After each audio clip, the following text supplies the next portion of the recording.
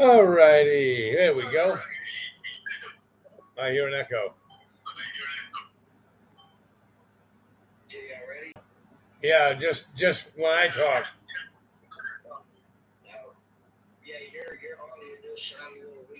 All right, restart.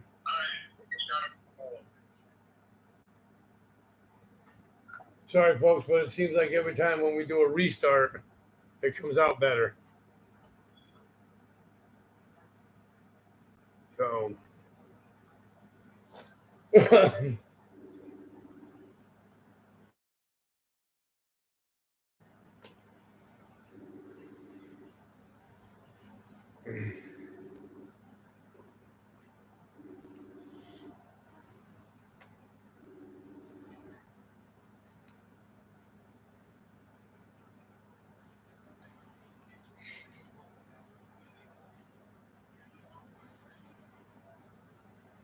okay, there we are. Yep, no echo. All right. Am I coming in good on your end now? Okay.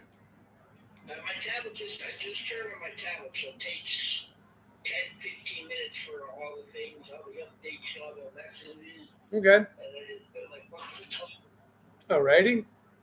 So we can get going if you'd like here. All right. Good afternoon, everyone, and welcome to another live edition of Top Rope Report here on TikTok Live and YouTube. I'm your host, the illustrious Mr. Trivia. Joining me every week, as usual, my co-host, my tag team partner, my best friend, the best in the business, the Nugster Greg. Greg, how's everything going today? Well, that's good. So we got Monday Night Raw and NXT in the books.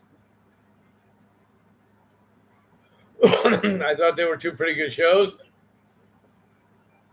We will definitely discuss them, and people that are tuning in, you want to give us your opinions on it, feel free.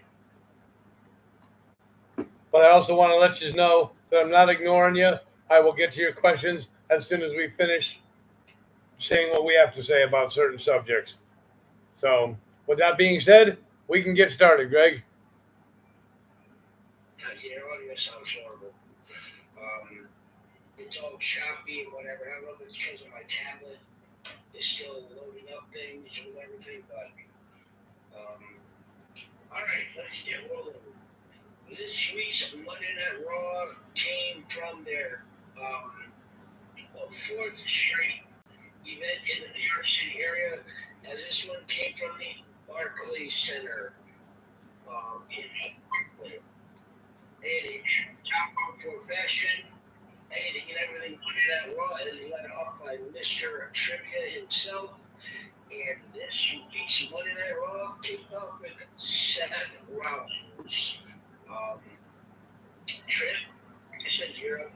All right, thanks, Greg. Yeah, I mean, kind of figured Seth was going to start off the show.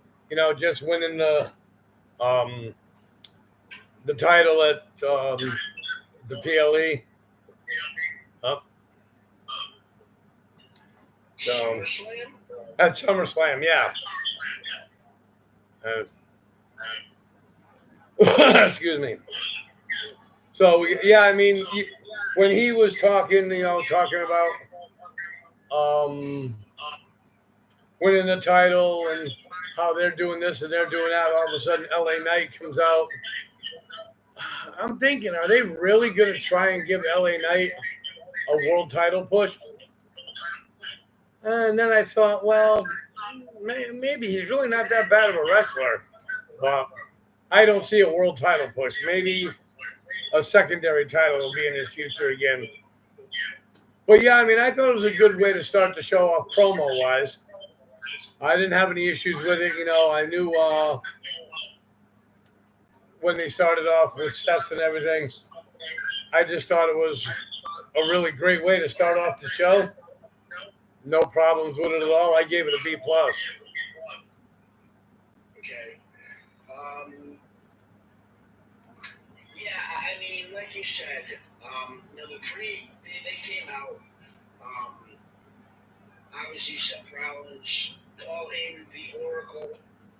big Bronson Reed and then Braun Breaker, the future. Paul Heyman first talked about what happened at SummerSlam. And then he handed up the mic to Seth Rollins. And Seth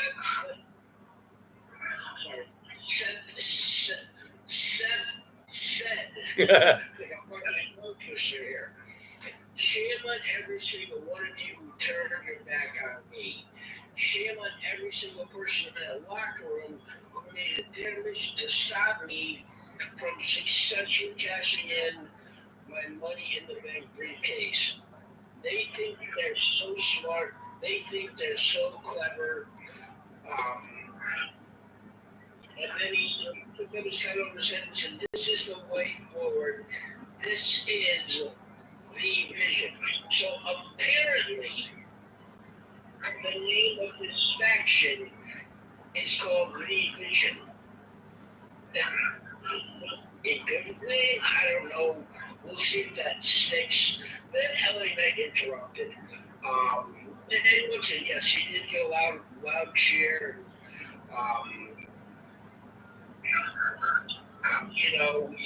Claimed Rollins, did not fake his injury to cash in the Money in the Bank, but rather to avoid the beating that was coming his way.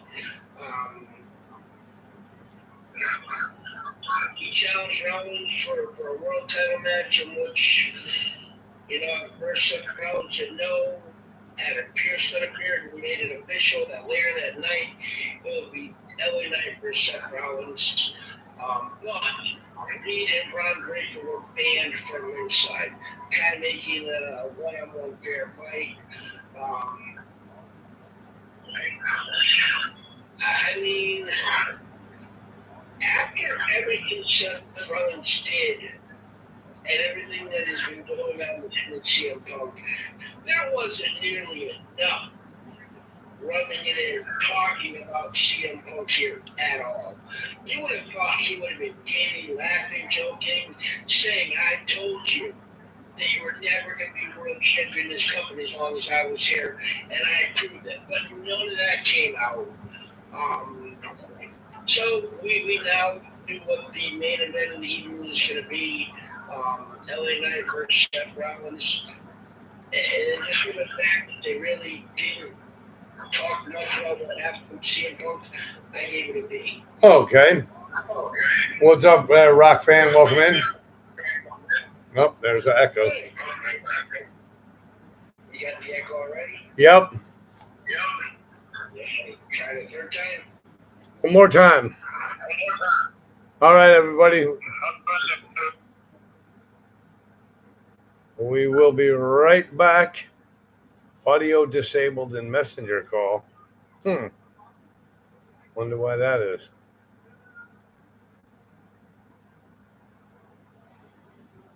Okay, third time's the charm, maybe?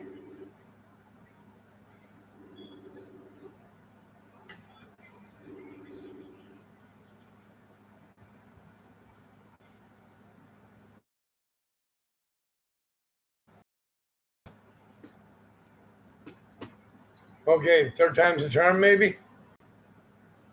I don't know, was the echo on your side or my side? My side. Okay. And I don't hear it now. We'll back out for 32 seconds. All right. After that, we went to the first match of the evening, as it was a tiebreaker, a rubber match between Sheamus and Rusev. I get to go first. And this was a very physical match that really just, it's just like a Donnybrook, as they would say. And ultimately, they were able to keep the fight in the ring. And it ended with a double count out. It was a match for what we got. The match itself was, it was only, 52 seconds, it seems shorter than that. But,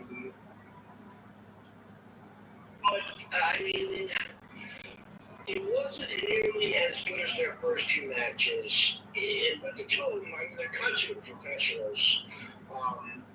And the one thing I will say is Rusev, when he left WWE for it, he looked like he was just totally uninterested in what was going on. He definitely looks rejuvenated and doing really some of his best work. Especially with these matches with Sheamus right now, I'm not going to be disappointed if these two wind up fighting, although it would be a repeated storyline, fighting their way into realizing that they're not going to beat each other. They're better together than separate, and maybe form a tag team again. But, I mean, it was a way of maybe setting up one last battle between the two. Is it something that they're going to give us at Clash in Paris because they didn't give us at SummerSlam? I don't know. Would I mind it? No. Do I want to see it? No. But it was just okay for me. I gave it a B minus. Oh, okay. Yeah, I definitely gave it a different grade. Yeah, it was an okay match for me. Hard hitting, just like I expected. These guys are already. Every time they get in the ring, they knock the hell out of each other, and nobody really dominates the other one. So, if I see it at Clash in Paris, I won't have a problem with it. I kind of like Sheamus. Huh? That's what I said. Would I mind seeing a Clash in Paris? Right. No. I want to see the Clash in Paris. No. Right, I agree. But yeah, I mean, it was an okay match. And Rusev, I mean, he's still as powerful as ever after all that time he took off and went elsewhere. And Sheamus, well, Sheamus is Sheamus. He's gonna knock the hell out of anybody regardless. But yeah, I didn't really like the match that much. I gave it a C minus. Oh, when you said you only had 2 C's on it, I didn't think this was one of the matches you gave a C. Yep. Oh, okay. All right. After a little backstage conversation, we were led with a matchup next of Penta versus Grayson Waller. Chevy, you're up first. All right, thank you, Greg. Yeah, I believe, like you had said before, we had spoken earlier, this is the first meeting between these two, and wasn't a bad match. I mean, Grayson Waller really wasn't going to beat Penta. I mean, Penta's doing a great job on the singles front, so I just think they should keep doing what they're doing with him. Grayson Waller, well, I mean, I just love him. I love his character because he's so cocky and thinks he's the greatest thing since Kool-Aid. And then the New Day came out, and I don't know what the hell Xavier Woods was wearing, but like I said, he looked like a lampshade. But yeah, I just thought that the match wasn't bad. I mean, it was 2 high flyers in the ring. I consider Grayson Waller a high flyer. And Penta, it just seems, hey, Cactus Chris, it just seems like he floats around the ring. He's just amazing to watch. I really don't want to see another match between these two. I mean, I wouldn't mind seeing Penta and Austin Theory, but I don't think that'll happen. But overall, huh? Austin Theory is out with an injury. Overall, I gave it a B minus. Oh, okay. I mean, early in the match, Penta and Grayson Waller going on. Grayson Waller was trying to get himself into the New Day, calling himself Big G rather than Big E. And then they came down ringside, allowing some distractions, allowing Waller to get kind of a little bit control of the match. But it wasn't long after that. I mean, the match itself, just 3 minutes long. And it wasn't like it's shortly after that, Penta delivered, devastating Mexican destroyer. I mean, it was perfectly delivered, perfectly accepted. But I mean, it was just, I mean, I don't know. It was, I guess it was an okay wrestling match. They did to look strong. But, getting, Waller, I mean, I don't know. It just, and afterwards, with Kobe Kingston getting in his face, I just, Penta's still so overly incredible with the audience. Hopefully, they can build any momentum that he lost on his road to SummerSlam, and then maybe get back into a mid-card title. I don't know if you want to see a Penta Rollins event somewhere. I don't know, but yeah, this was just an okay match for me. Nothing great. Actually short and a big time running knee from Grayson Waller. Well, yeah, I gave him a C plus. Okay. All right. After that, we then went to a promo that led into a match. Tag team champions Charlotte Flair and Alexa Bliss were in the ring. I lead off of this, so just go right into it. Not long after they were in the ring, we had an interruption from Roxanne Perez and Raquel Rodriguez, and they, Adam Pearce came out and for the third time, he's playing Teddy Long here instead of another match. I saw a meme where somebody's, using Oprah's thing with Adam Pearce saying, you get a match, everybody gets a match. And early on, Raquel and Roxanne were kind of controlling it, kind of keeping Alexa Bliss to the one side. And then, first was the promo. Flair kind of commented,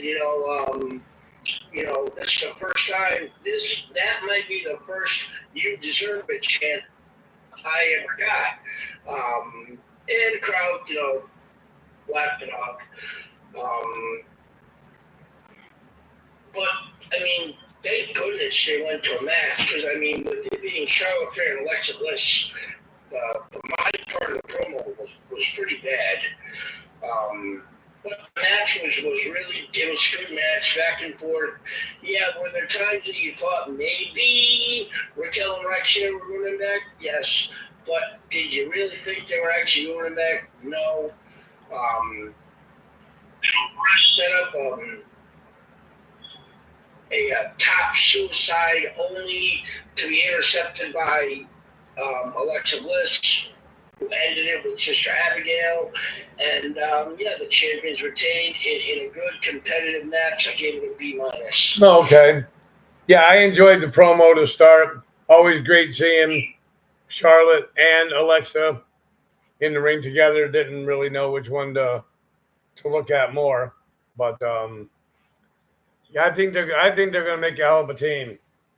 And then when Raquel and Roxanne came out, then it's like, well, this is going to be on. They're going to have a good match. I enjoyed it. I mean, I'm expecting. I thought it was pretty funny when I think it was Alexa Bliss said, "You're going to say the F word," and it's like, well, as long as she means friends. So, but yeah, I thought it was good. I mean, the promo went into the match. The match just, and I mean, Raquel is just, she's improving. And Roxanne Perez is just dynamite in the ring anyway to begin with. So, and her and Alexa together in the ring, whether it's tag team or individuals, they just put on such a good time. in the ring. Put on a good show. I enjoy watching it. I thought it was good. I enjoyed it. I gave it a B+. Oh, thank you. You're welcome. All right. Backstage, we saw Rhea Ripley talking to Io Sky, who was already talking to Asuka and Kairi Sane. And she told her that she strongly has a desire to finally beat Io Sky. And Io Sky just responded by telling her that she will never beat her. We also saw Lyra Valkyria backstage talking to Bayley, and said she needed to escape the quote-unquote the Bayley vortex, and they were neither friends nor enemies, and she told Bayley to just stay away from her. After that, we then went back into the arena where we had the Intercontinental Champion Dominic Mysterio take on Dragon Lee. Trip, you're up. Okay. Yeah, Dominic Mysterio, Dragon Lee. Once again, another good match. This isn't the first time that these two met each other. I do believe it's the first time since Dom won the title that this is the first time they've faced each other. But yeah, Dom coming out, he's the best luchador around, and he's coming up on a AAA match now with 3 of the best luchadors in the business. Dragon Lee, well, he's Dragon Lee. I mean, these guys were good in the ring together. They just I consider Dom a high flyer as well, but he's not the high flyer Dragon Lee is. But I enjoyed the match. I thought it was pretty good to start, and then it kind of faded off for me a little bit. I really didn't care too much from the middle of the match afterwards. And Dom, like I said, Dom is still getting better and better and better every single week. I'm still waiting for a turn from somebody in the Judgment Day against Dom, whether it's McDonough or Finn Balor or whatever. But yeah, I just thought it was okay. I gave it a C+. Okay. Yeah, and this was part of a preview of Fatal 4-Way at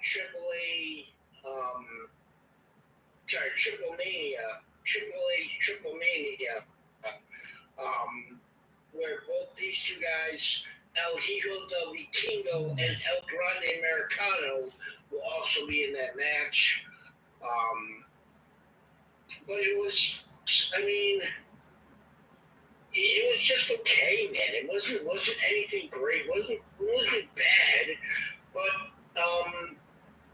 it wound up being a total of 8 minutes and 12 seconds.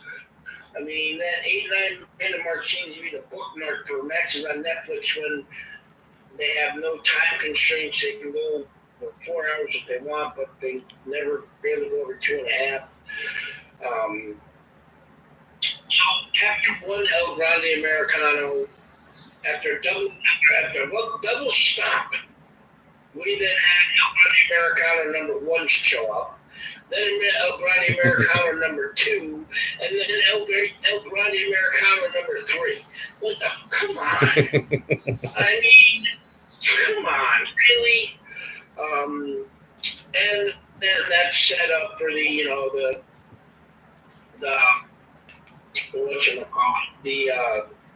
619, and then the Slash for the win.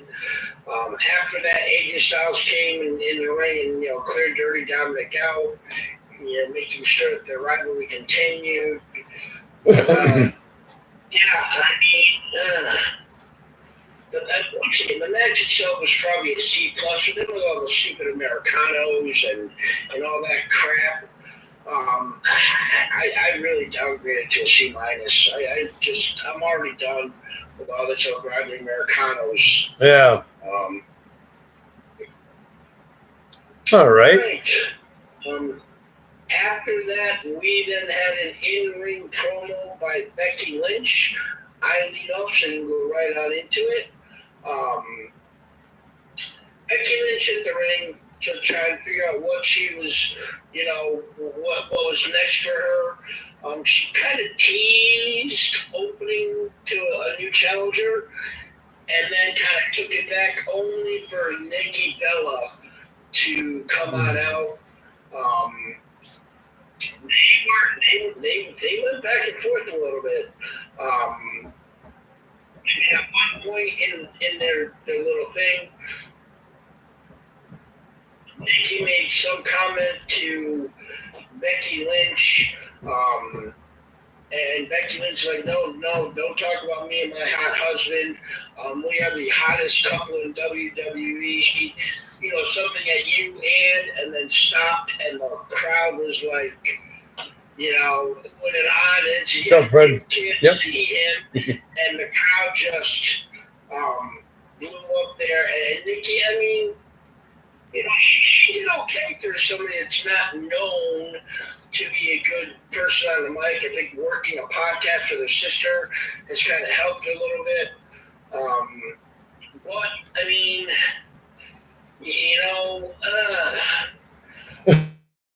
it's just really, it's just a matchup that I'm looking forward to seeing at Clash of Paris. Becky Lynch and Nikki Bella. I hope not. Give it to me on a Raw, I'll be okay with it. But I don't think this is a premium live event worthy matchup. And it just, I don't know. Is this the best choice for Becky Lynch? You got Io and Rhea tangling over around who's going to be Naomi's next, and you got Bayley and Lyra off to the side of their own little thing. So, yeah. Stephanie McCare's in line for Naomi at Clash of Paris. So, yeah, I guess Nikki Bella. I'm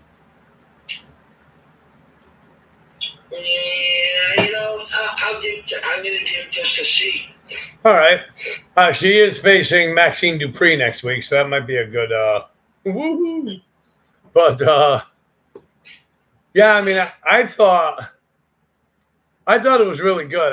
When when Nikki Bella came out, I was thinking probably what a lot of other people were thinking and what you had said. I don't want to see this at a PLE. I don't even know if if WWE is going to attempt to put a title on Nikki Bella. I don't know.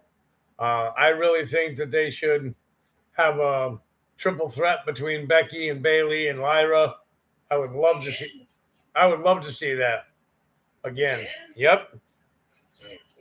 And but yeah, she made the comment about her hot husband and referring to John Cena with, and everybody else in the crowd was like, "Oh my God, I can't believe she just went there." It's like, oh hey, you got a live microphone and you're on Netflix, so you never know what you're going to say.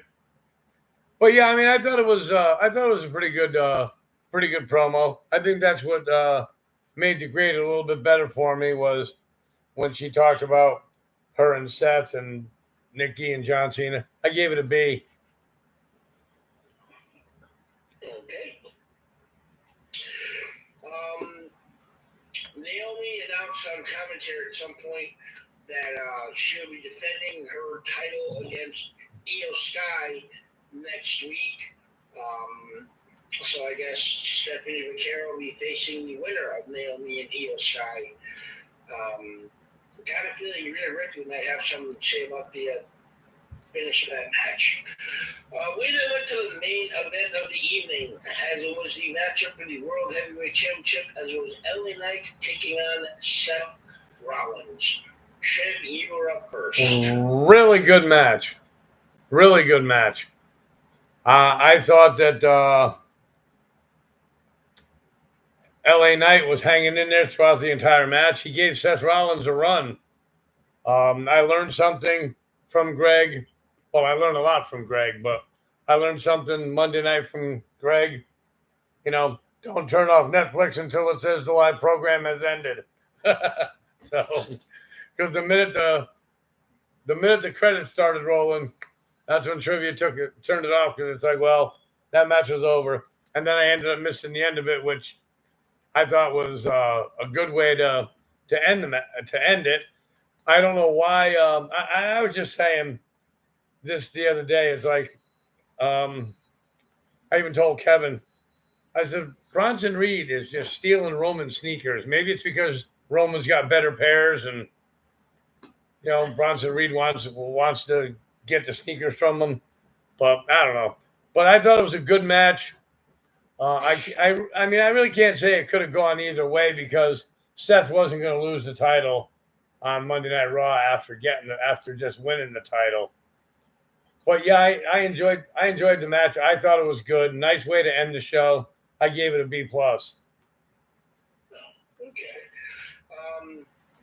Yeah, I mean, what we got for the almost 14 minutes between Seth and LNet was good.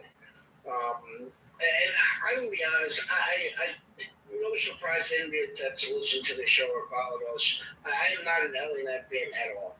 I actually have a shirt that says,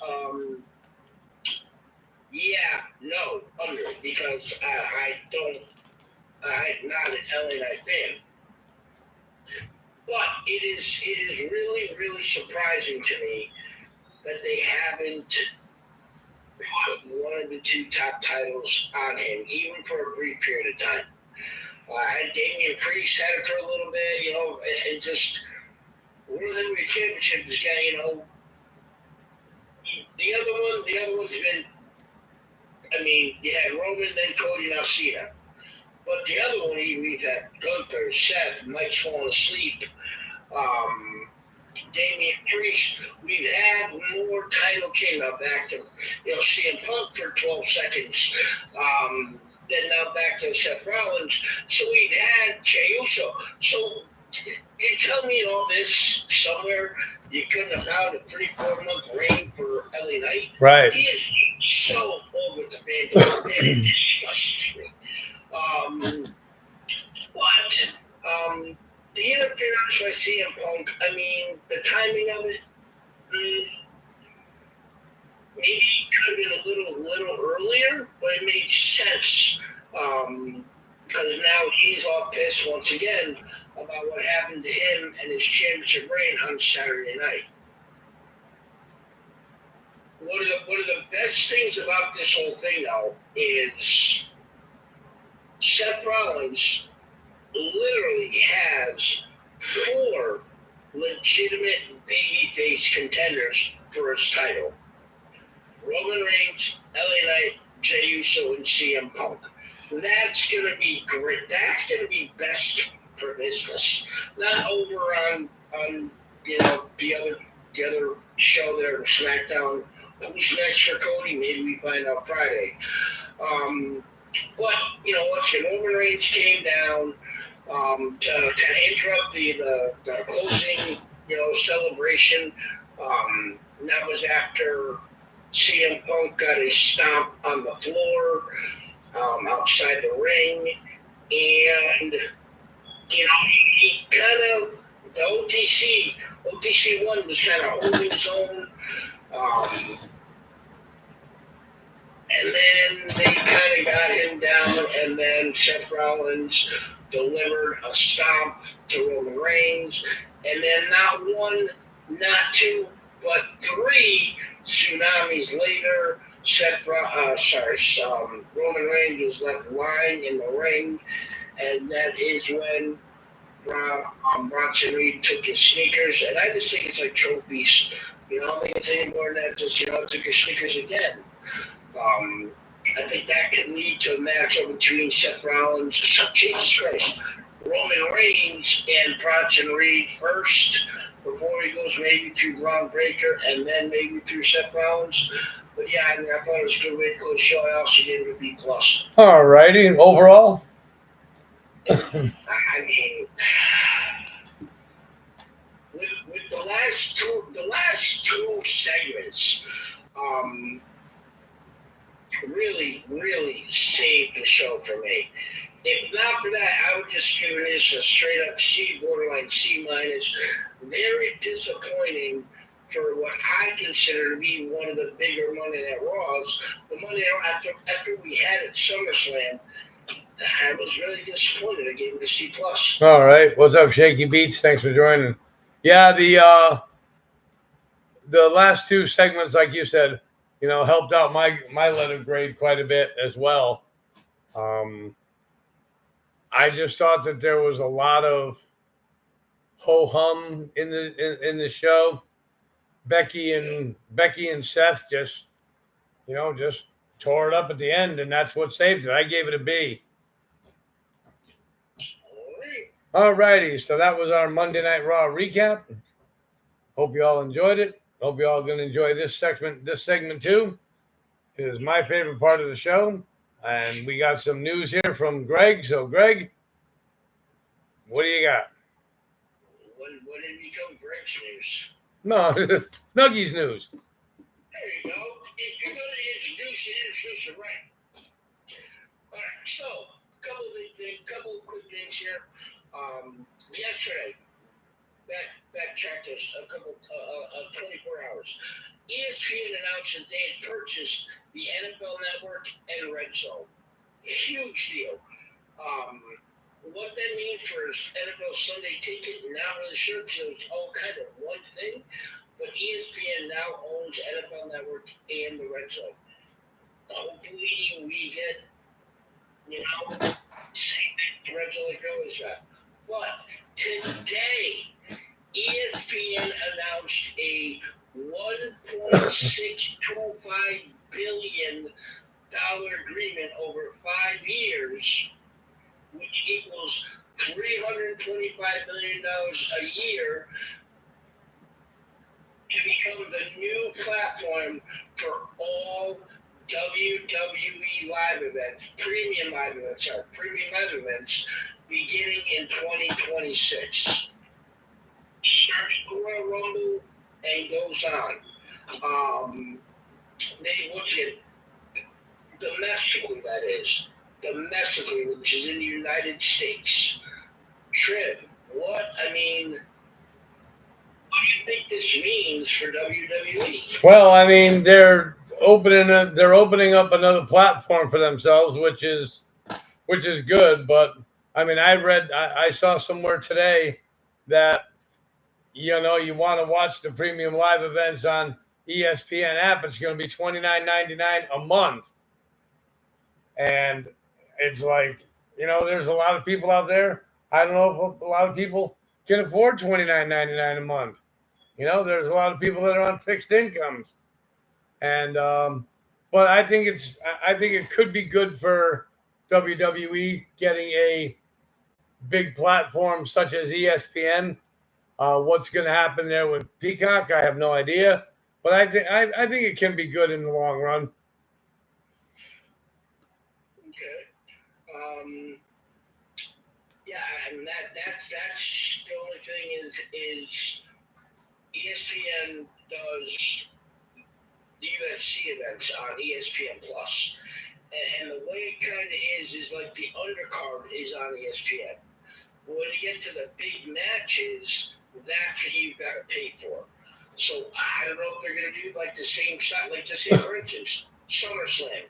Maybe those first 4 matches are on ESPN, and then the last 2 matches are on ESPN Plus. You have to pay for. So I don't know if they're going to run the same way, because that's where they run UFC right now. But I mean, we'll just have to see what happens. Yep. I don't blame WWE at $325 million every year for the next 5 years that they're getting from ESPN for this. So yeah, I think it's a huge deal. WWE has also announced that SmackDown will stay on the USA Network and then restream on Peacock through 2029. Started in 2024 on the USA Network. They will. Where is it? Peacock, well, yeah, blah, blah, blah. Where the hell is it? I just...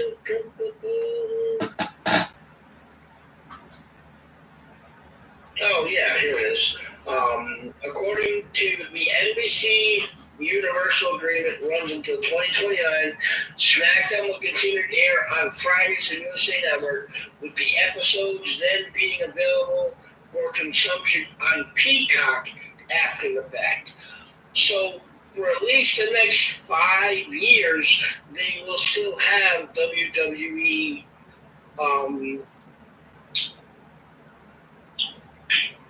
help me, mine is from blank. Content. Content. So what happens to the library of WWE stuff that's already on there now? Is that slowly going to transition to ESPN and going to divvy it up between ESPN, Netflix, and Peacock? I guess that's what we will have to just see. Yep. So we've seen Logan Paul transition from celebrityhood to the ring. We've seen Bad Bunny. We saw Jelly Roll, Michael J. Kanata. Are you ready to see Cardi B step into a WWE ring? No. No. Nope.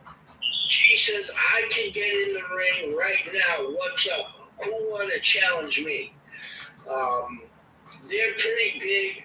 All the stuff they do, I ain't there yet, but I'll come for y'all one day.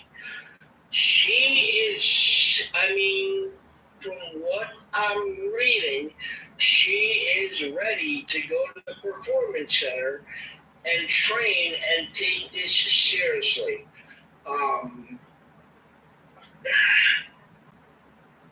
Yeah. If she's really willing to put in the work and really train and really get into it like Logan Paul has done, maybe we see her in the Royal Rumble. I'm okay with that. They've got to put 30 women in there somehow. And it'll be in Saudi Arabia, so she can't have her tits and ass all hanging out, which is fine for me. Cover her all up. Yeah, I think, if she's going to put in the work and go down to the Performance Center and really, really work, then, I don't know who they'll put in the ring with her, but, if she's serious about it, like you said, look at Logan Paul. Logan Paul's put in the work. Even Jelly Roll. I thought Jelly Roll did a great job. He was putting in the work. So if Cardi B is going to put in the work and wants to become a WWE superstar, let's see what she's got. Okay. So now we're gonna get into some news real quick. This has to do with the streaming with the ESPN PLE deal. All right. So,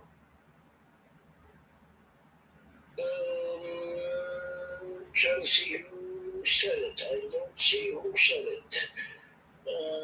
So it's being reported, like you said, ESPN streaming service is set to launch on August 21st at a monthly cost of $29.99. Now, that's starting now, August. PLEs aren't going to be available on ESPN until next year. What the hell is this last person name? Alex Sherman from CNBC reported that those who get ESPN as part of their cable package will also be subscribed to ESPN streaming service at no additional cost. So if you don't have cable and you want to get just the ESPN app, you pay $29.99. But if you pay for a cable system, YouTube TV, DirecTV, Sling TV, whatever, and ESPN is available, then you will get ESPN content for free. Okay.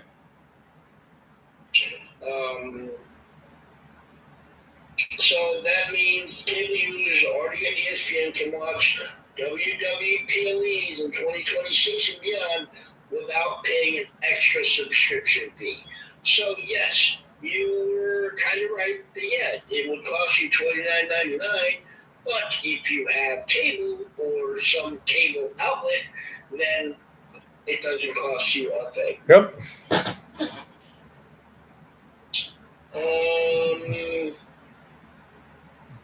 No one cares about that. That's AEW. I mean, there's a lot of other. Who cares about that? Who cares about that? Who cares about that? So, Jelly Roll was on Cody Rhodes' whatever you want to talk. What do you want to talk about? Podcast.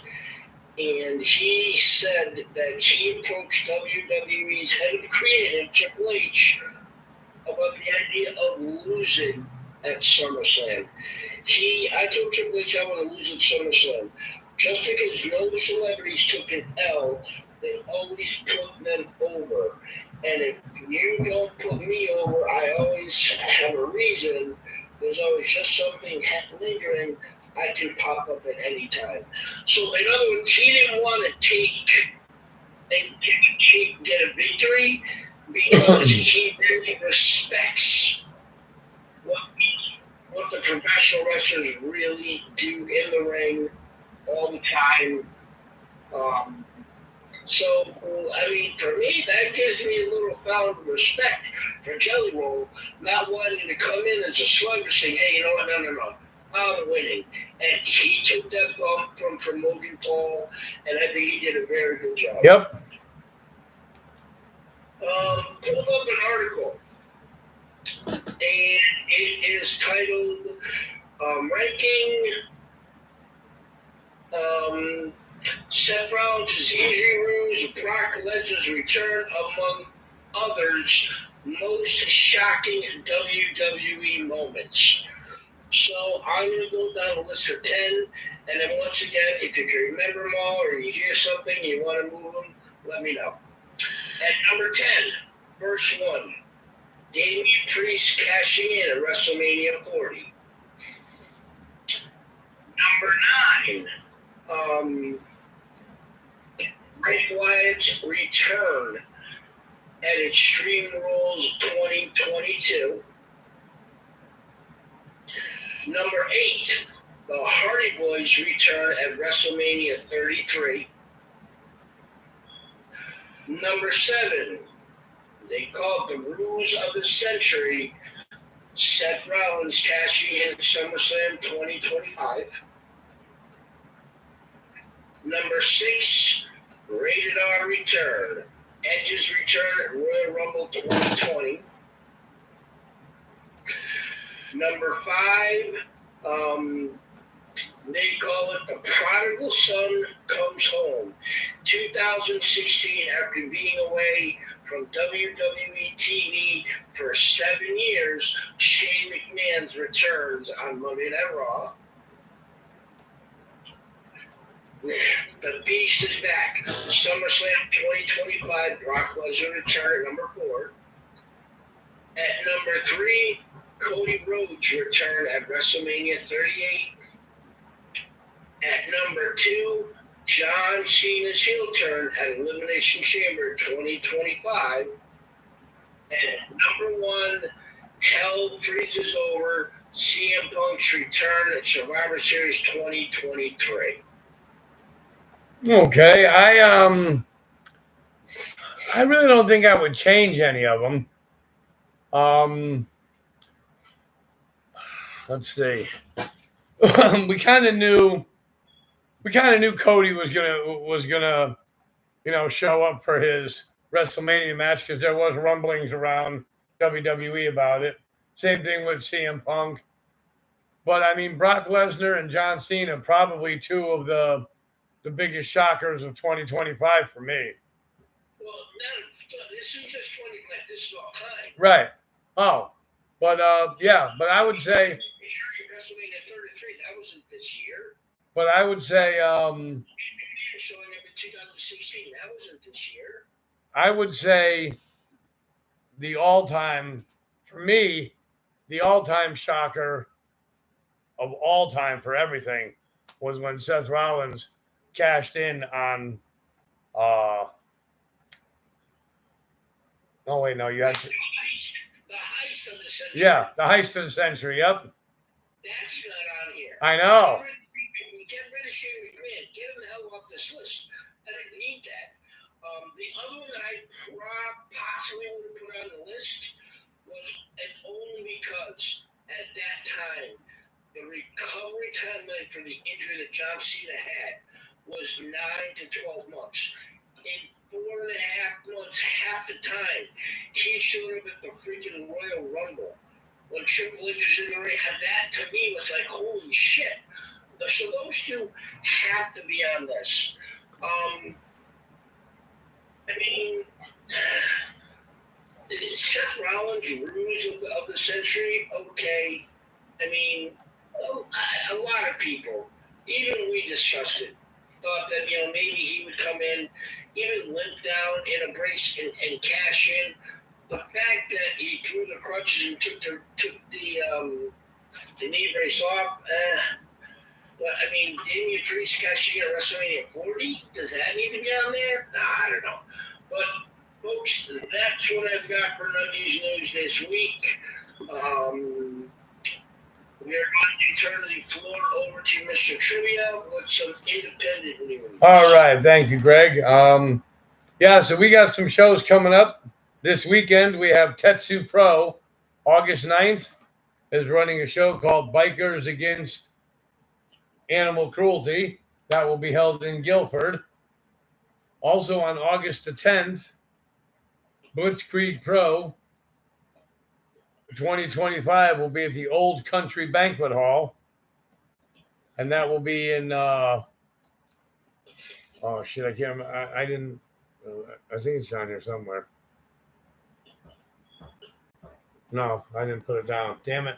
But those matches are going to be Zach Wentz from versus Charles Mason, Oro Mensa versus Andy Brown, Bobby Orlando versus Tommy Invincible. They're going to have a 5-way scramble. Perry Von Vicious and Ashley Vox versus Kirby Walkerman and Jasmine, and a surprise entry. We don't know who that's going to be yet because there's question marks there. Also, August the 22nd, Pioneer Valley Pro will present a show called We Against the World. August 22nd at the Pulaski Club in Bristol, Connecticut. Tickets front row, $20. Sammy Diaz will be on the card along with RJ Rude, Ichiban, Jay Tunis, and shot caller Pedro Dones. So definitely check out Pioneer Valley. They are a up-and-coming independent promotion. And we're going to close out with another show from Tetsu Pro on August 23rd. The Bell City Brawl will be in Bristol, Connecticut. I understand that there's a possibility that former WWE star Dijak could be appearing on that card. So anybody who remembers Dijak or, like the way he wrestled when he was in WWE, you'll get a chance to see him live. So, hey, Sarah. So that's what I have right now for my indie report. I just have to make a quick pit stop. I will be right back. Don't go away. Oh.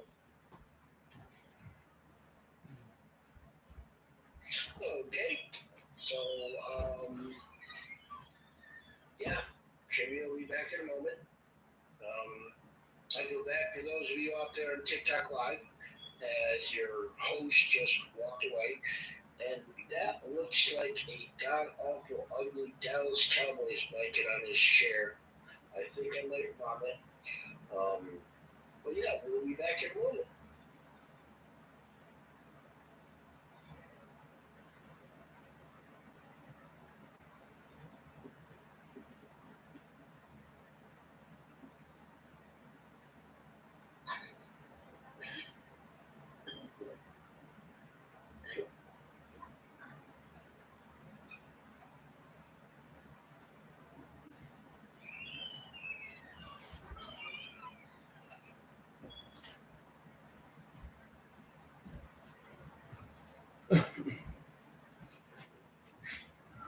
Okay, so now we are going to go with our NXT recap.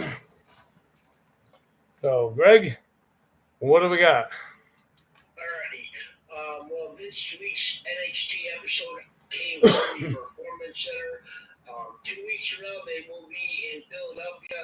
I think they only mentioned that 38 times this past Tuesday night. And this week's, in true Top Rope Report fashion, anything and everything NXT, I lead off. This week's episode started off with a singles matchup of Blake Monroe against Kalani Jordan. I mean, as soon as this, I mean, they wasted no time getting this match going. I don't know. I really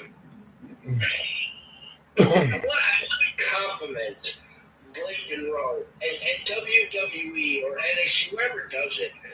I really enjoy her entrance. She's sitting in front of a mirror. She walks away and then she turns and poses, and everything is set up so perfectly. She knows exactly where to stand, where to stop, and it really is a very creative way for her entrance. As soon as it started, Kalani Jordan didn't want to wait for the bell. She was ready just to get going immediately. They really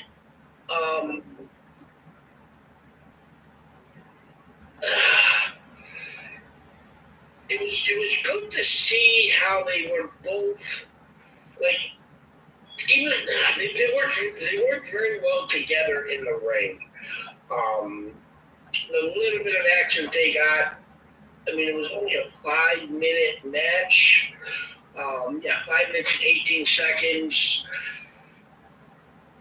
One thing I really did, they were telling a good story between the two. There was enough in this match that I wouldn't mind seeing it again. Kalani Jordan was in orange and green. Blake Monroe was in black and white. A lot of times you see wrestlers kind of have similar looking attire. Yep. One thing I did not like was that there's a Maybelline logo in the middle of the ring, but Blake Monroe laid herself right across it. Made sense for her to do it. It's her being this beauty. So I don't know if WWE is trying to capitalize on Blake Monroe in this, but we'll see. But we then had Jordan Grace music start, and she came out.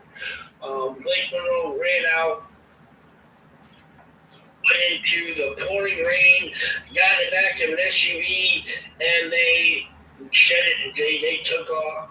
And Kalani Jordan, as the referee, just continued counting to 10.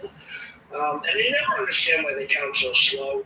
It's 1, 1,000, 2, 1,000, 3. When they're inside the ring, disqualification. But when somebody's outside the ring, it's 1, 2.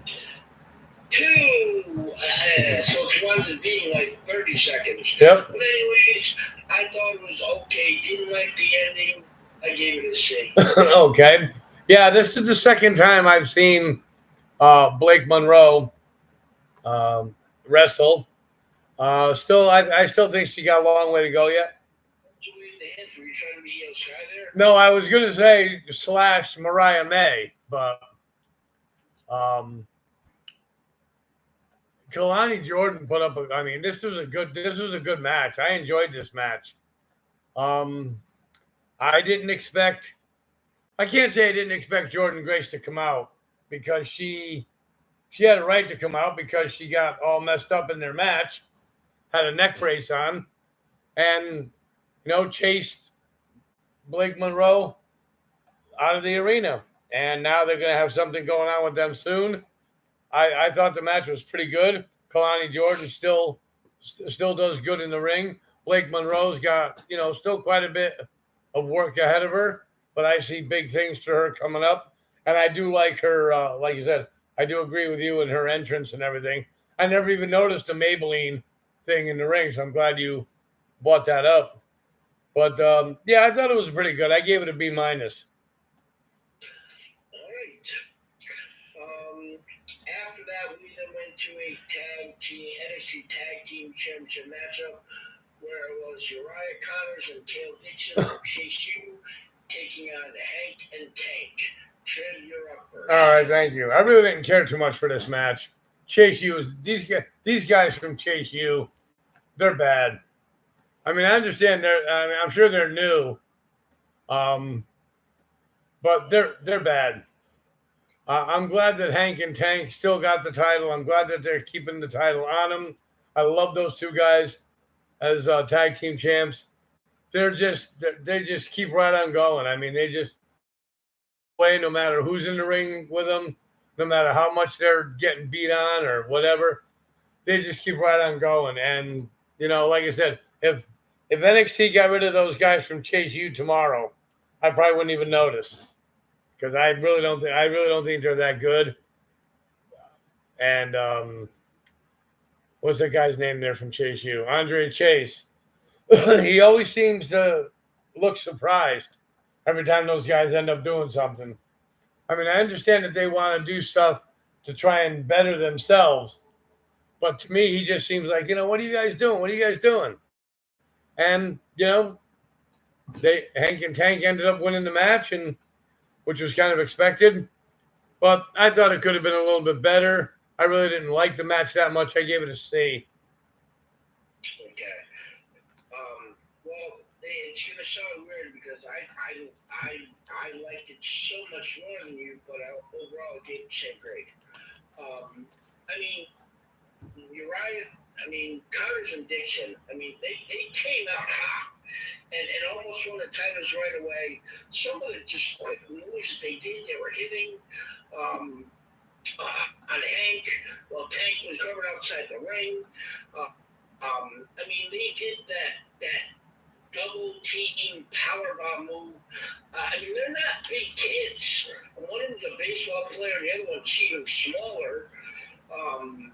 And really showed a lot of strength in these two small guys because Hank and Tank are small.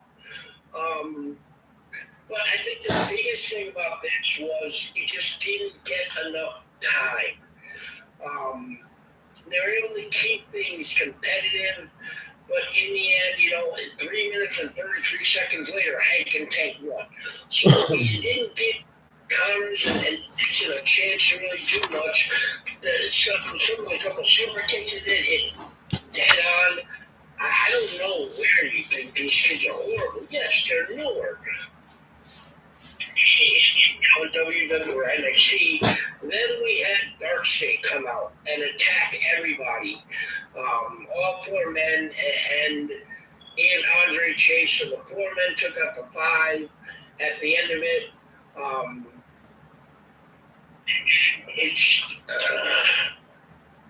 I think I already hate Dark State. It just, I don't know. We'll talk about their little in-ring promo shit later, outside promo later. But yeah, I mean, like I said, I gave it a C with it. I mean, I liked it. You sound like you hated it. The way you described, like if I talked about a match the way you did, I would have given it a D. So I'll go C. All right. After that, we then went to a singles matchup where it was Lexis King taking on. I am up first with this one.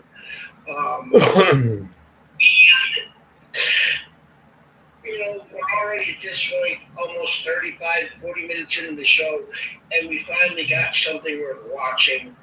I think the crowd really likes Miles Bourne. I maybe even say loves Miles Bourne. He's got a really, really, really inspiring story. And like to see, he's really got himself in a much better shape. He's shaking a lot of that, little baby fat that he had. looks it is Lexus King. He tried to do a move on the apron, but it looked like he fell off by mistake and just went on like nothing happened.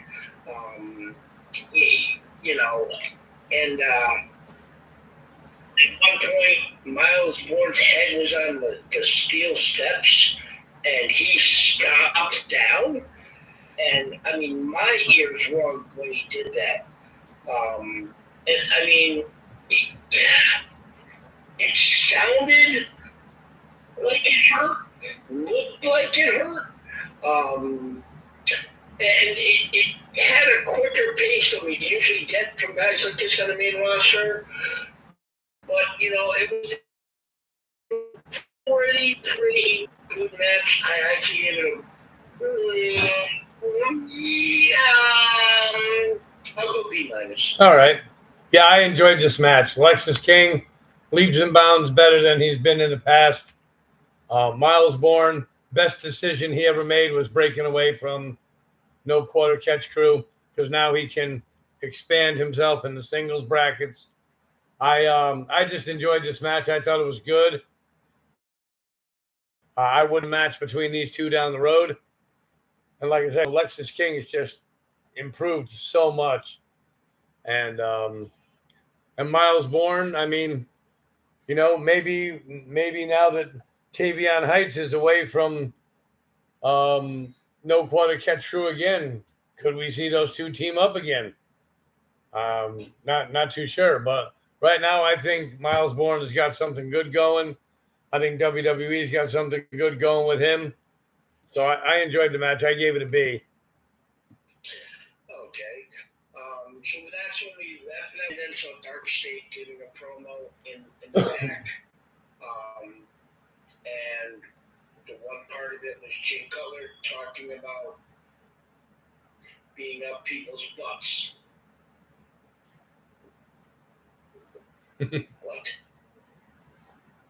What? I know. Yeah. Cutler, stay off the mic. We then went to a singles match where it was the smallest of them all, Thea Hale, taking on one of the bigger of them all, Nia Jax. Trev, you're up first. Nia Jax is like, boom, get away. It's like David and Goliath in that match. Thea Hale really did not have a chance at all of winning this match. I mean, she put up a good fight. Nia Jax is just too big and too powerful for somebody like Thea Hale. It was just a match where she was just, Thea Hale had her moments, but nothing really great. And then Lash Legend came out and they just continued. They went at it with each other and continued all the way through, probably till the end of the show, which I'm definitely looking forward to seeing next week with those two. But yeah, this match I think I could have done without. When I heard that it was going to be Thea Hale against Nia Jax, I'm sitting there like, are you kidding me? She's going to get squashed. And she gave her the move off the rope there, and I just thought that they were going to pick her up with a shovel. But it was what it was. I mean, Thea Hale, give her the kudos for getting in the ring with Nia Jax and trying to, do the best she could. I gave it a C. Okay. Yeah, I mean, excuse me. This was your typical David versus Goliath kind of out. Nia used her size and strength to dominate Thea Hale. Who then she had a few little moments. We saw Thea Hale trying to pick up and body slam Nia Jax. Now, I follow Thea Hale on social media. She can deadlift 425 pounds. So she probably had the strength to pick up Nia Jax, but they made it look like she couldn't. And then there was that, I don't know what happened, but she went to give her a clothesline, and she fell when she went to give her the clothesline. So I don't know if Nia was supposed to just sell it or not. It looked like she didn't know it was coming. But yes, it was obviously going to be a Nia Jax win. Um, was this? I mean, is this a one-off match in this feud? I don't know. The way Pia Hale is, it wouldn't surprise me if we saw her go up against her again. But Last Legend coming out, getting a fight with Nia Jax after Jackson won. Like you said, they just wanted fighting for the rest of the night in 4 different segments. And yeah, I'll agree with you. The great mistake. All right. After that, we then had Oba Femi come to the ring. I get the lead off, so you go right on into it. Oba Femi was talking about how he's the most dominant champion ever. He's beaten everyone that there's to beat. And then we had Trick Williams come out.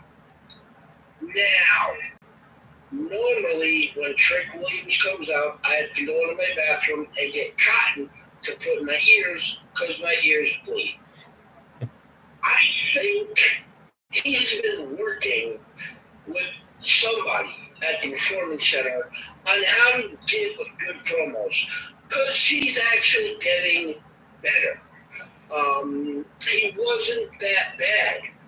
And then Javon Evans came out and got involved in the promo, and he suggested that maybe he and Trick fight for Oba Femi's, for the right to fight Oba Femi. Oba Femi loved it, and then for some reason, Moose from TNA comes out, talks about how he's going to be taking the TNA title from Trick Williams, and then he turned his eyes to Oba Femi. Then what happens? All the lights flicker, all the lights are blinking, flashing. Oh no, here comes Dark State. And Dark State came out and attacked them. But Oba Femi, Moose, Javon Evans, and Trick Williams wound up tossing all the men of Dark State out. Then security came. It was one of those segments that had so much going on, but really accomplished absolutely diddly squat. We got nothing out of it, except for an Amen tag next week. Right. But it was just, kind of okay. I gave it a C. Yep, definitely agree with you. Javon Evans is really good on the mic. I enjoy listening to him. I also agree with you about Trick Williams. Looks like he's been taking some promo classes. And Oba Femi, well, even though he's limited on his English, he still does a great job in the promos. And then, they finally got rid of Dark State. Dark State would always come in with the lights out and attack people and just leave everybody laying in the ring. That wasn't the case this time. They were the ones that were outside the ring, and Oba Femi and those guys were inside the ring, like you said, which leads up to an 8-man tag match for next week, which I'm definitely looking forward to seeing. So, but yeah, I thought it was okay as well. I gave it the same grade. I gave it a C. Okay. All right. There we go. All right. We also saw backstage Ava gave Jordan Grace a match with Blake Monroe at G-Wave. We also saw a kind of humorous segment with Ren Sinclair and Charlie Dempsey, where Ren Sinclair said, if you say his name, he will appear. And she said, Joe Hendry. And the fucker came out from the inside of a refrigerator. And ended up agreeing to a match next week, Joe Hendry against Charlie Dempsey. After that, we then went to a singles matchup where it was Channing Stacks Lorenzo taking on Yoshiki Inamura. This was after seeing Ariana Grace backstage talking with Stacks. Trib, you were up first. All righty, thank you. Yeah, I didn't like this match at all. I mean, could that be the new romance brewing on NXT now? Ariana Grace and Stax Lorenzo? I don't know. I mean, the match was okay. Wasn't really good. Really didn't catch my attention all that much. What caught my attention was when Brooks Jensen came out towards the end, and Brooks Jensen. Wasn't that Brooks Jensen? No. Who's the one to hit Inamura? Josh Briggs. Oh, Josh Briggs. Okay. I always get those two mixed up. That Josh Briggs came out, but yeah, I mean, this match, Stax is okay in the ring. Inamura, I love the way he performs in the ring. All those Japanese superstars can really work it in the ring. I think he's got a big future in NXT. Hopefully they do something with him down the road. But unfortunately, I didn't care too much for the match. I gave it a C-. Okay.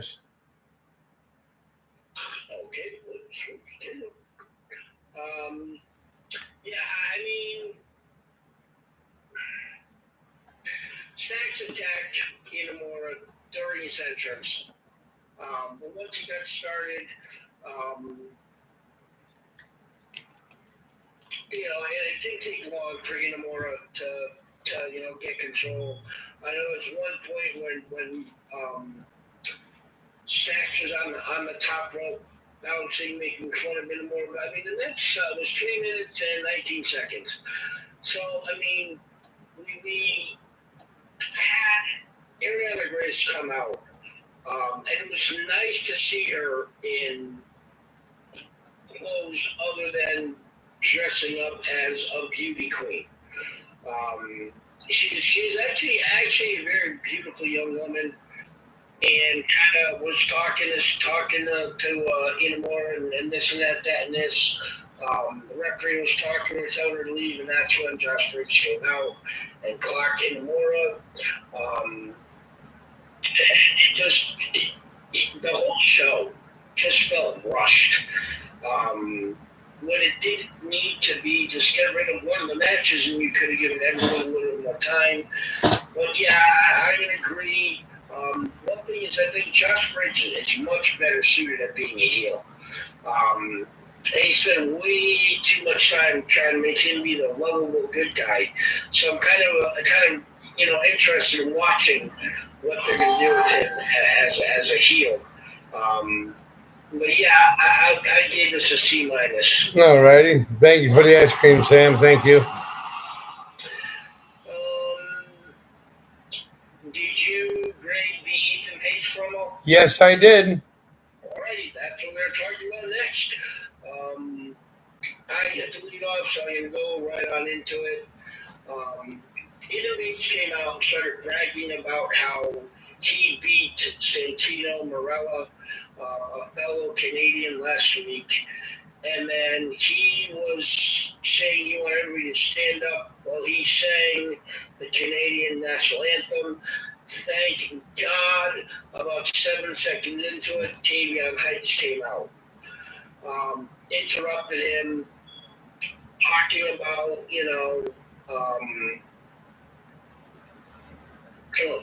okay, didn't have what he was talking about.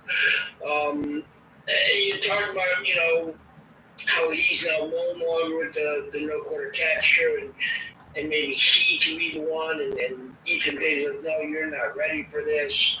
Then, out of nowhere, Chelsea Green and the Secret Service arrived.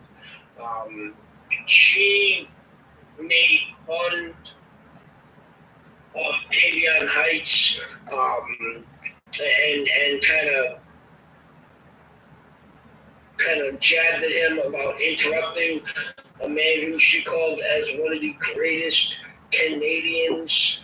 I don't know if this means we're going to find somebody that can be Tavion's tag partner and have a mixed tag match down the line.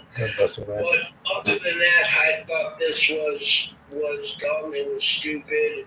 I did not like it, Sam Man. I did not like the green eggs and ham. You know what that means? It gets a D. Yep.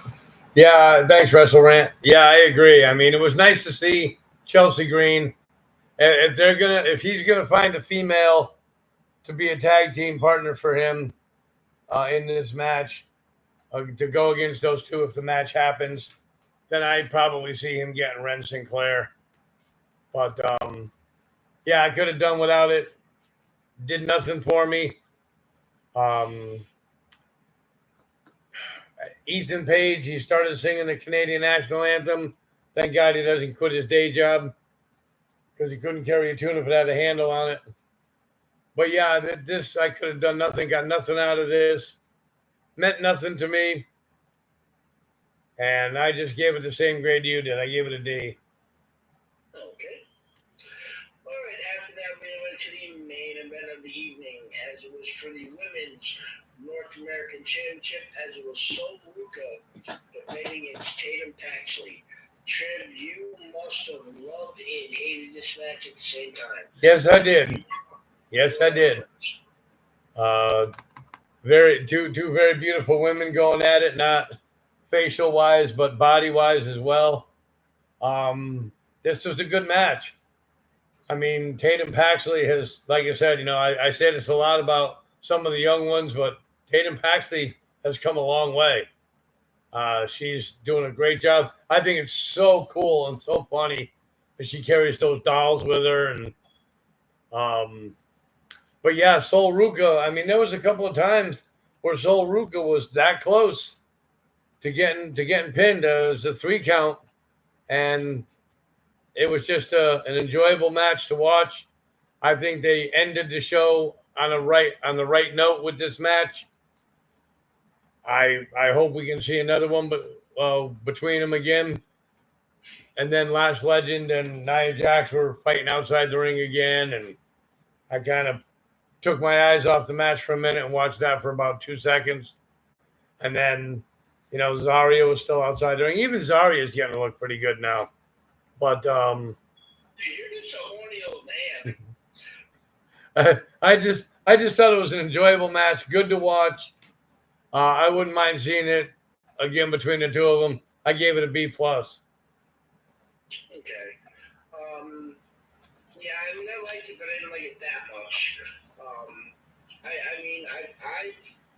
I thought Tatum Paxley is underrated in the ring. She's for somebody of her size. I want to say she's like 5'3". Hold on. Tatum Paxley. No, okay, so they don't get right. She's been wrestling for 3 years. But I mean, Zarya was outside, and she was there to prevent the color from interfering. It was one point when she was trying to get Shawn Spears from interfering, and led to Sol Ruca taking everybody out with a moonsault, which looked really good. And I mean, I think the reason why this match may have been or come off as so good is because the rest of the show was just bad. It was easily the best match. They brought a lot of energy, a lot of Sol Ruca's high-flying spots really came up. I mean, there was one point outside the ring when Sol Ruca, what the hell was happening? Sol Ruca kind of went to the top rope in the corner from the outside to try and do something, and she slipped or missed the rope. Luckily, she landed on her feet outside. Right. She missed a long time with knee injuries. So, when you see something like that happen, you get nervous for her. And then, towards the end, there was, when the referee was distracted by Nia Jax and Lash Legend outside, fighting, they kind of put, wait a minute. That spinning neckbreaker from the top rope that Tatum Paxley did to Sol Ruca, holy shit, that was great. And then once again, they put all in, which kind of distracted Tatum Paxley. Sol Ruca was in with Soul Snatcher in the corner for the win. they're going to have to get past this stupid doll thing soon if they really want Dan Paxley to have long-term potential. But yeah, I mean, like I said, I liked it, but not as much as you. I gave it a B. All righty. Overall, Greg? Well, Bill to mention before that there was a sit-down interview with Ricky Starks. Nothing to grade there, but just worth making mention. He is now going to be facing Jasper Troy. I believe that's next week, or no, in Philadelphia, one of the two. Okay. Overall grade, I can't go any higher than a C. I thought it was a pretty average NXT with one bright spot at the end, so I can only give it a C. Definitely agree. I gave it a C+. If it wasn't for the last match, I probably would have gave it a D. But yeah, I mean, it was just one of those matches or one of those shows where, sometimes NXT really goes all out and puts on a great show. And then there's sometimes you got a lot of botches, a lot of mistakes, a lot of ho-hum stuff in the matches. And last night was probably one of them. So, and that was our NXT recap. Don't forget, everybody, we are doing there is a premium live event coming up on Sunday. It is August the 31st. It is Clash in Paris. I believe it'll be 1 p.m. I'm going to. No, go ahead. I believe it's going to be 1 p.m. Eastern, our time. So don't forget to tune into that. All the premium live events lately have been on Saturdays. This one's going to be on a Sunday. So don't forget that. So good. No, I'm listening. Oh, I mean, do they have anything scheduled for Clash in Paris yet, or are they still in the works? No, Stephanie McCarron versus Naomi. Oh, okay. I mean, is this going to be the first time she gets a title match and wins it, Stephanie? Or no? I think they're gonna carry it out a little bit. So, but yeah, that's gonna be the next one. So definitely want to check it out.